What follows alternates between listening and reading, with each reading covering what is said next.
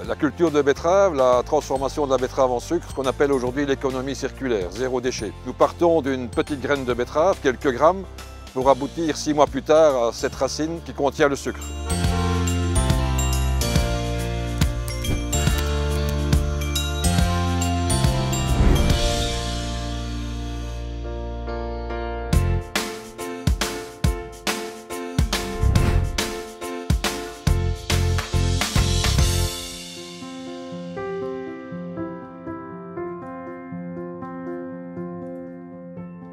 Nous sommes producteurs de betteraves depuis 4 générations et les betteraves que nous produisons sont conduites ici à l'usine à 500 mètres de l'exploitation.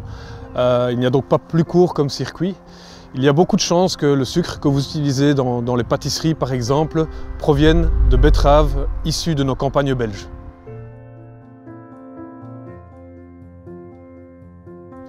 Alors l'agriculteur façonne le paysage dont tout un chacun profite. Dès lors, nous mettons en place différentes mesures tout au long de l'année pour assurer le maintien de l'habitat des animaux présents dans nos plaines et aussi assurer l'accueil des différents insectes utiles. Ça se traduit par la mise en place de bandes enherbées, de zones fleuries, la plantation de haies. Nous sommes aussi favorables à l'autoconsommation. Ça veut dire que nous avons implanté dans des zones difficilement cultivables du miscanthus, qui est une sorte de bambou, qui nous permet d'alimenter la chaudière présente dans l'exploitation. Alors, dans la betterave, on utilise tout. Mais une betterave comporte au moins 80% d'eau. Et cette eau, elle est utilisée, elle n'est pas jetée, elle est réutilisée en circuit fermé et on la voit ici derrière nous dans les bassins de décantation de la râperie de Longchamp. On a à peu près 40-50 hectares de bassins.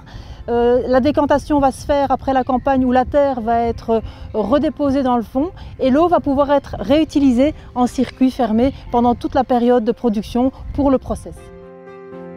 Alors c'est une zone avec une biodiversité vraiment exceptionnelle. Vous imaginez 40-50 hectares pendant la période de nidification avec du calme, de l'eau, de la nourriture. D'ailleurs les ornithologues adorent cette partie et viennent régulièrement prendre des photos et visiter les installations.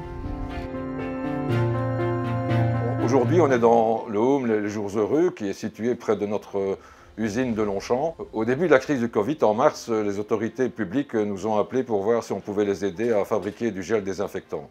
Nous avions la matière première, l'éthanol, et donc on s'est mis au travail. On a levé toutes les barrières administratives et techniques pour le fabriquer. Le gel désinfectant, il était mis à disposition des autorités fédérales, mais également autour de nos usines, nous avons distribué ce gel aux hôpitaux, au personnel soignant et aux maisons de repos comme celle-ci. Alors ce bus qui est derrière nous, c'est la foire qui vient chez nous. Je veux dire, c'est très sympa, mais quelque part la foire de Libremont va nous manquer, puisque là on avait vraiment l'occasion d'échanger avec tous nos partenaires. On va le faire de façon différente cette année, mais je suis certain qu'en 2021, on sera tous présents là-bas.